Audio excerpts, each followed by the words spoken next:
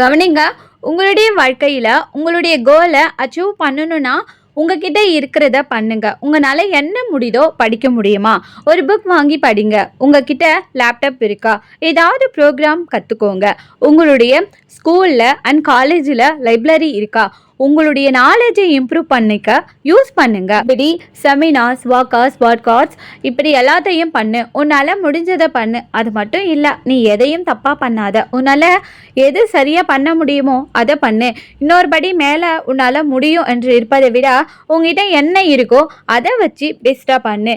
இங்கு எல்லார்கிட்டேயும் எல்லாமே இருக்குது. ஆனால் யார் அதுக்கு தகுதியானவங்களோ அவங்க தான் சக்ஸஸ்ஃபுல்லாக ஆகுறாங்க. ஸோ உங்ககிட்ட ரிசர்வஸ் அவைலபிளாக இருக்கா? ரிலீஸ் பண்ணு. உன்னால் முடிஞ்ச வர மேக்ஸிமம் லிமிட்டாக அட்டன் பண்ணுறதுக்கு நீ ப்ராக்டிஸ் பண்ணு. ஓகேவா? So never do what you can, do the best what you could. இங்கு சக்ஸஸ் ஒரு ஜேர்னி. அதனால நீங்கள் எங்கே ஆரம்பிக்கிறீங்கிறது முக்கியம் இல்லை. இது எங்கே போய் முடியுது, எங்கே போய் சேர்றீங்கிறது தான் முக்கியம். ஸோ நீ இருக்கிற இடத்த வச்சு குறை சொல்லிக்கிட்டு இருக்காத. இங்கே எத்தனையோ பேர் ஒன்றுமே இல்லாமல் சக்ஸஸ் ஆகியிருக்காங்க.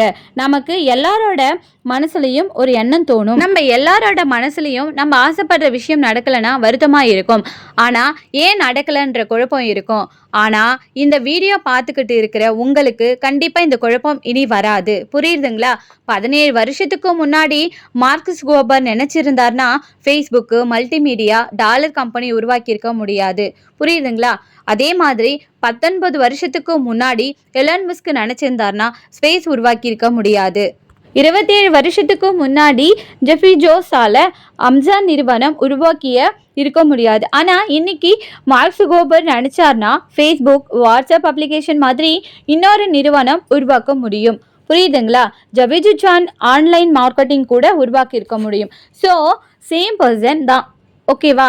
அன்னைக்கு அவங்களால எந்த விஷயமும் பண்ண முடியல. ஆனால் இன்னைக்கு அவங்களால இந்த விஷயம் பண்ண முடியுது. ஏன்? எப்படி? இந்த இடைப்பட்ட காலத்தில் என்ன நடந்தது? அவங்க அன்னைக்கு அவங்க கிட்ட இருந்ததை வச்சு அவங்களால படிக்க முடிஞ்சதுனால படித்தாங்க.